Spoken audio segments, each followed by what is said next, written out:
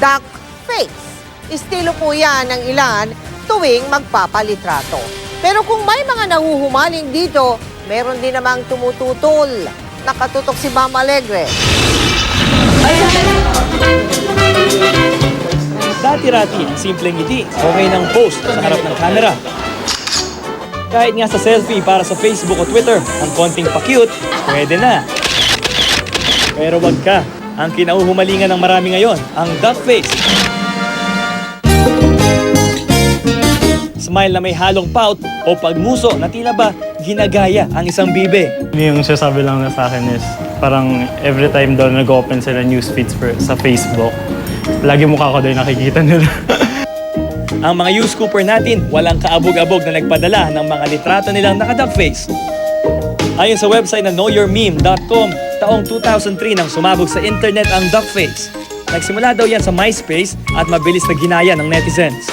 Ang fashion photographer na si Adrian Gonzalez sanay na sanay kumuha ng pictures ng mga sikat na artista at modelo tulad ni Sarah Meyer, Victoria Herrera at Ford supermodel na si Danica Magpantay. Kung achieve daw ng mga modelong ito ang pouty look, iba naman daw ang ginagawa ng marami na duck face. Yung pouty lips ng isang model, ano siya, skill. Skill siya na kung saan may certain standard siya na sinusunod. Sa duck face, alam mo din na parang may certain comical aspect yung pagkaka-portray. Sa comedy website ng 9gag.com, ang katuwaan sa duck face ginawang katatawanan. Ito nga ang isa, literal na duck face. Hindi naman kaya bumangon sa hukay si Da Vinci kapag nakita niya ang obra niyang si Mona Lisa, naka-duck face na rin.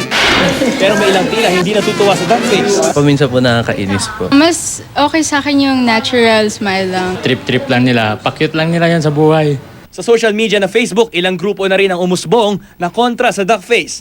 Panawagan nila, itigil lang pagpapakyut sa pamamagitan ng duck face. Pero si Bricks, walang planong itigil ang pagsiselfie kahit pa naka-duck face. I think there's nothing wrong with that talaga. Parang yun lang, respect na lang if the person wants it. Kasi it's the way they express themselves. Ma'am Alegre, nakatutok 24 oras.